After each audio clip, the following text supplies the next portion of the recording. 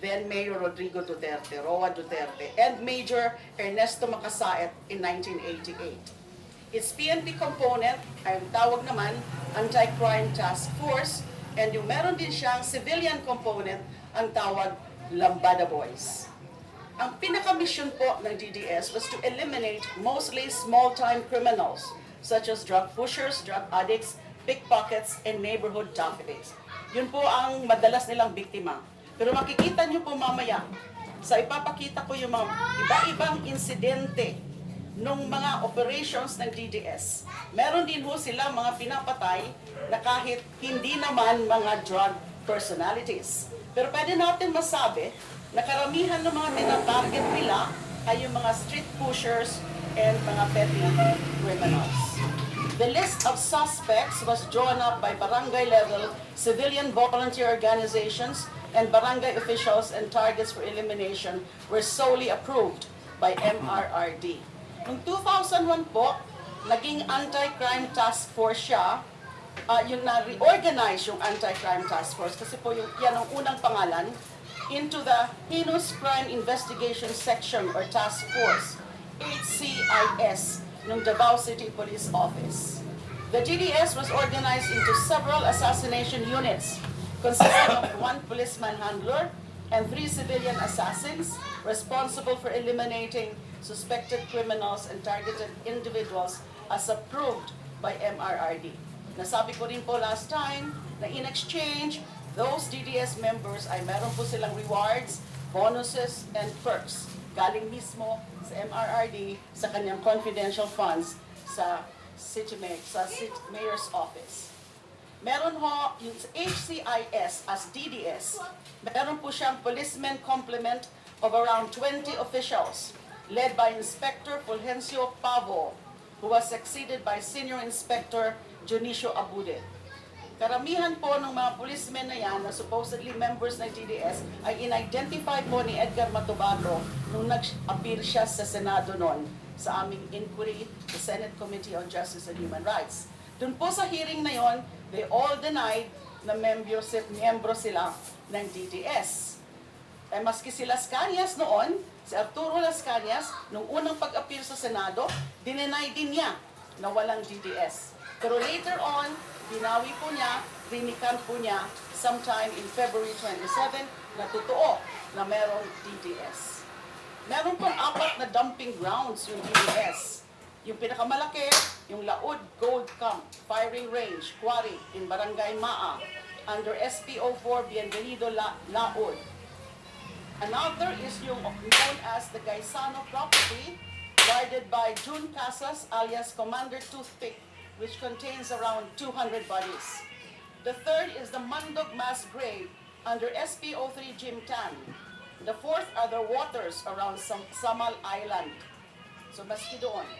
Si Matobato ang caretaker ng mayor of the Mayor Antalans Resort. Yung biktima ho ng DDS, according to data doon sa investigasyon namin at saka yung mga sinasabi nila Matobato and Lascañas, numbered anywhere from 2,000 to 4,000 from 1988 to 2008. Sino naman po si Edgar Matobato? Siyempre, kilala na po yung pangalan, but exactly sino po siya? Siya po yung among the first members of the DDS. Ang tawag nila sa kanila, nung una, ay Lambada Boys. At 18 years old in 1977, miyembro po siya ng CHDF, yung Civilian Home Defense Force, up to the time when it became the CAFBO under the Cory administration. Noong 1988, recruit siya ni MRRD as his personal, recruit siya sa DDS nung personal bodyguard ni MRRD named Dodong Pagidupon. He was officially employed by the Anti-Crime Task Force of Davao City in 1988, and then later, kasama na rin siya sa Heinous Crime Section of the Investigation and Detection Division of the DCPO in 2001. Pinangalanan din niya po. Nakikita niyo sa screen kung sino pa yung mga ibang members ng Lambada Boys. Umalis po siya sa DDS noong September 2013 against the wishes of his colleagues kasi renamed up siya at tinorture siya ng makasamahan niya for the murder of Cebu businessman Richard King in June 2014. So umalis po siya sa Davao, lumapit siya sa CHR regional office, no, at in another region, not Davao region, ayaw niyang pumunta doon.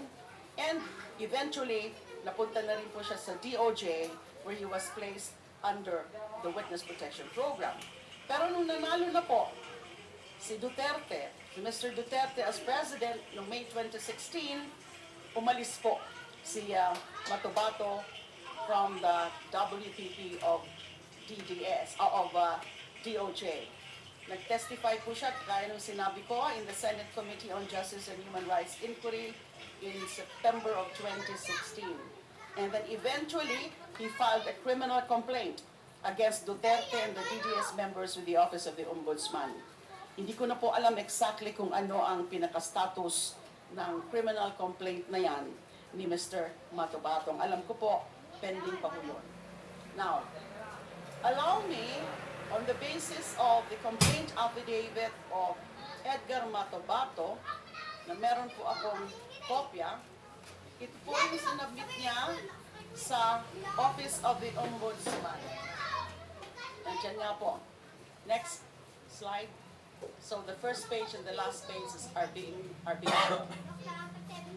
Ito pong susunod na mga slides, mabilisan lang po.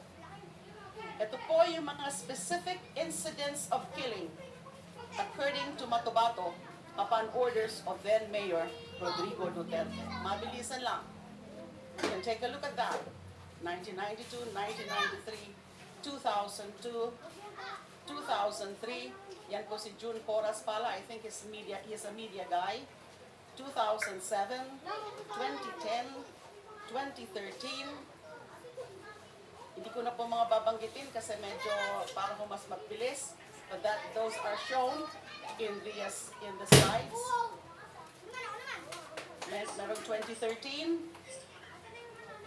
Yan ang mga alam na mga incidents of killings ni Edgar Matobato. Meron siyang personal or first-hand knowledge about these killings at ang sabi niya, these are upon the orders of MRRD. Now, nung tinanong po siya under question number 23, nung kanyang complaint affidavit na sinabit sa Ombudsman, what is the role of Mayor Rodrigo Duterte in all of this? Now, we quoted verbatim yung sagot niya under question 23. Nakikita niyo po siya. Siya ang nag-uutos sa pagpatay. Kapag kilala ang biktima o victim, pumupunta si Duterte sa Laod Quarry para siguraduhin na yung nga ang target at para manood sa pag-chop-chop ng bangkay. Minsan siya rin mismo. Next, please. This is the continuation of the answer of Mr. Matobato dun sa tanong, what is the role of Mayor Rodrigo Duterte? Minsan siya rin mismo ang pumapatay. Nag-cite siya ng one example that happened in 1993.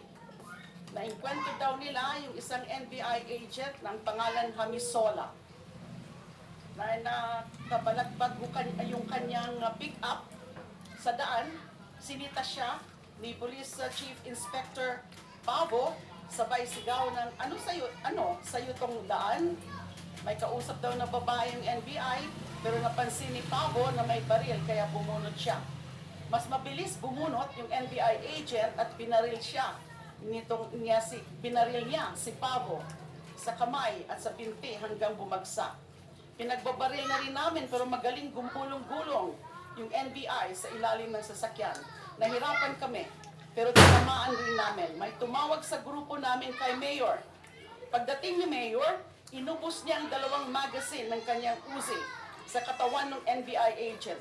Halos 200 bala ang binuhos sa NBI agent, M14, 45, tsaka Armalite. Overkill talaga. Walang kaso na nangyari kasi kinausap ni Mayor si Director Hernandez ng NBI Davao. Is from this complaint affidavit as filed with the Office of the Ombudsman. Sino naman po si Arturo Lascañas? Kilalang-kilala na rin po natin ang kanyang pangalan. But who exactly is he? Isa po siyang pulis ng DCPO from 1982 to 2016 and naging operations team leader ng DDS. Nagsimula siya sa pagka-PO3 in 1989, nag-retire po siya as SPO4. In 1989, na-assign siya sa Mayor's Unit of the DCPO, kasama yung ibang mga miyembro ng Anti-Crime Task Force. Yung Anti-Crime Task Force plus the Lambada Boys comprised the DDS from 1988 up to 1998. MRID's co-founder of the DDS was Major Ernesto Macasaet. Pinangalanan din po niya, nasa slides, yung ibang members of the Anti-Crime Task Force. Pero bago yung DDS, part po si Arturo Lascañas ng Intel Group of Task Force Aguila, where he found out that then fiscal RRD, Rodrigo Roa Duterte, was a covert member of the People's Court of the CPP-NPA in Davao and tried policemen, soldiers, and other government officials in absentia to be later assassinated by the NPA Sparrow Unit.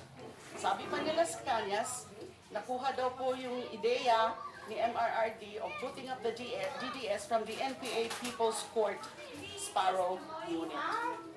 In 2001, na-reorganize po yung DDS into the Heinous Crime Investigation Section Task Force at si Lascañas po ang naging team leader for field operations. Sinabi rin ni Mr. Lascañas na yung nanlaban bonus actually originated from the DDS model. Ang tawag po nila noon is salida or scenario. He testified before the Senate Committee on Justice and Human Rights in September 26. That was when he first testified before the Senate. I was still the presiding officer as the chairperson of that committee before I was ousted. And he denied Matobato's accusations. Pero, he resurfaced in January 2017. Kung natatandaan niyo po, meron siyang press con. At sinabi na nga niya, inamin na niya na talagang miyembro siya ng DDS, na talagang meron DDS. In February 2017, nakakulong na po ako noon, he was again presented as a witness of the Senate Committee on Public Order and corroborated Matobato's testimony on the DDS. In 2020, he was granted limited immunity by the ICC and submitted his 186-page statement. I also have a copy of the Lascañas ICC affidavit. It's thick, it's very thick. Consists of 186 pages and 295 paragraphs. Yan po yung kanyang affidavit. You will notice na pirma lang po ang nakalagay dyan. Ang explanation po dyan is that this was signed by Mr. Lascañas before he formally submitted this to the ICC. Kasi presumably, dun na siya mag-o-oath before the ICC investigators. But in a video, next one please, in-authenticate niya yung signatures niya dito sa mga affidavit na to na may kopya, may kopya dito mga affidavit, na ito daw, can we play that please? Let's play that please. That is Mr. Arturo Lascañas. Where is the sound? The volume please. Audio. Audio please, technical team. This is Mr. Lascañas. Yes, Your Honor. Mahaba lang, mahaba na yung kanya. In effect, he is saying that Yes. he's going to sign in front of. He signed it last October 8, 2020. And in November, yun na po yung pag-submit. Actually, he submitted it on that day, October 8. My information is that he submitted it on that day. Also, nung in-authenticate niya, yung 186-page affidavit. Pero sa ICC po, the next month, November 2020, he was granted limited immunity. as a witness. Ano naman po yung mga DDS operations and victims according to Lascañas and all stated here in his ICC affidavit, and before that actually meron din siyang affidavit nung binawi na niya nun sa Senate, but that's a shorter affidavit. Ito po yun. No, that's not. Where is it? Yung kanina. Mr. Chair, before we give the floor to allow the good senator to continue, may we request, Mr. Chair, the good senator to provide us the Quadcom the copies of those affidavits for our individual appreciation. Thank you, Mr. We intend to do that, Your Honor. Thank you, Your Honor. After today's hearing, Thank you, Madam all the Senator. Thank you. affidavits that I mentioned.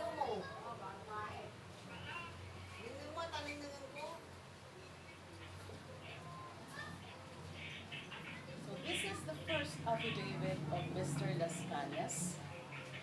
This was executed February 19, 2017. Nung binawin na niya po yung kanyang unang testimonya denying the existence of the DDS and his role in the DDS. Nung binawi niya, inamin na niya po na meron talagang DDS and he was very much part of it, yung DDS. Ito po, dito sa Pilipinas na sinabit niya. Di hamak na mas comprehensive, mas kompleto, mas detalyado yung kanyang ICC affidavit. This whole thing here is his ICC affidavit. Mamamangha ko kayo kung magbasahin nyo tong ICC affidavit. Napakamaraming detalye. So in a nutshell, bibilisan ko na ho, DDS operations and victims according to Lascañas. Ayan. Excuse me, ma'am. You have a soft copy of that documents? Soft copy. We will, Kasi it's better for us to have the soft copy as well. yes, yes, For us to read it. but right now, I'm not yet. Yes, ma'am. I'm preparing this after today's hearing. I will submit Thank you. all Thank of you, ma'am. this. Thank you. Next slide, please. DDS operations and victims according to Lascañas. Next slide. Sunod-sunod na po yan. Marami pong slides yan. Pero para ho hindi tumagal, yan mo natin dyan lahat. Those are the DDS operations and victims na alam ni Lascañas because he either participated or in fact has knowledge about it. And in this, it was upon the orders of MRRD. Ayan, marami po yan. Next slide. Iba-ibang killings. Some are indeed suspected drug personalities. Iba, petty criminals. Lalo na yung tungkol dun sa the brothers.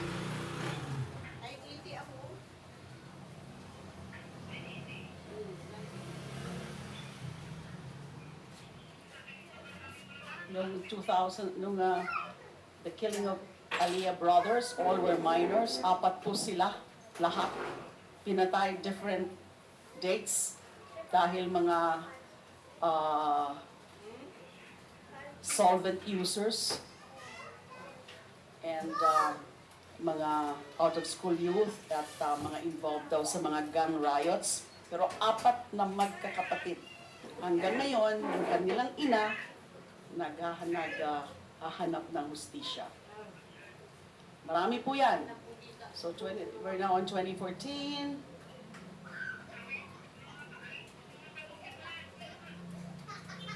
Meron pa nga dito in 2013 to 2014. The killing of Mr. Christopher Yu, a Davao City businessman and brother of suspected carnapper Ryan Yu alias Bakten, as ordered by Bongo, cleared and approved by Mayor Rodrigo Duterte. Mr. Chair, Senator De Lima, I just would like to mention the killing of Aliyah brothers Aliyah. to Attorney Conde, di ba? yung apat na pinatay, you please tell us kung ba't wala sila rito ngayon. Just tell us why they're not here today. Because we invited them. Thank you, Mr. Chair. First and foremost, hindi po ako attorney. Ako po isang hamak na researcher lang po. Ito po si Attorney Conti po. Ako po ay si Carlos Conde. Opo, kasama po ako sa mga inanyayahan ng committee na mag-testify ngayon dito.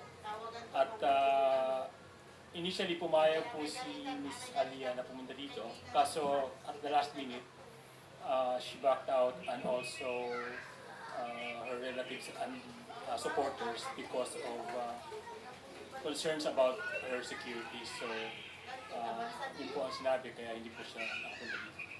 Taga saan po sila? Sa Davao City po, doon pa rin po sila nakatira sa Davao City. Go ahead, Senator Lima.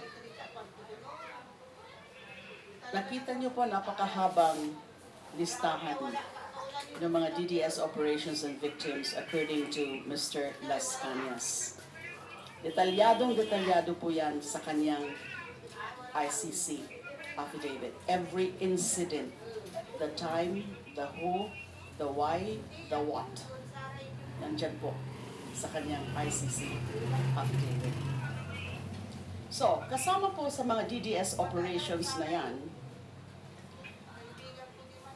so go on, ito yung some of them, ito naman po yung mga specific incidents of massacre. Massacre because the victims are in a number. I mean, more than one, more than two. So massacre upon orders of MRRD according to Lascañas. 1992 to 1995, hindi lang siya sigurado kung which of this year. Abduction and massacre of the Patasaha family in the Laod Quarry. 1996, massacre of 5 chicken farm workers in Laod Quarry.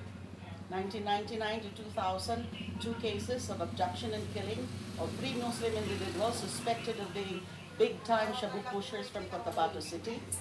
The abduction was led by then Police Major Ronald Bato de la Rosa.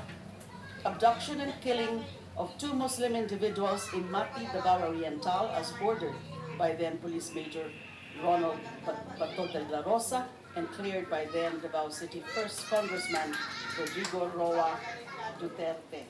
Kasi nung panahon po yun, Congressman po siya. From 1999, if I'm not mistaken, 1998 or 1999 to 2001. 2004 is the massacre of 11 Chinese shabu laboratory chemists and workers in Laod Quarry. 2005, between 2005 to 2007, massacre of 6 suspected pickpocket and shoplifting artists. They threw their bodies outside Davao City. 2000 to 2008, killings of the abducted persons in Laod Quarry. 1 was a Taiwanese national and 2 were Filipino nationals, whom Lascañas thinks were collateral damage. Between 2008 to 2009, massacre of 3 Maranao Muslims suspected of being pickpockets and shoplift artists in Davao City. They threw their dead bodies in Davao Gulf. 2010, between 2010 to 2013, massacre of construction workers in Laod Quarry as witnessed by Mr. Sami Uy. Yun po yung enumeration ng mga some of the specific incidents of massacre. Again, manluluho po kayo kung babasahin nyo yung affidavit mismo ni Mr. Lascañas. Last hearing, next slide please, I presented to you this organizational structure, the DDS organizational structure from 2001 to 2016, nung naging heinous crime investigation section na po yung anti-crime task force. So generalized lang po yan na chart, diagram of the organizational structure.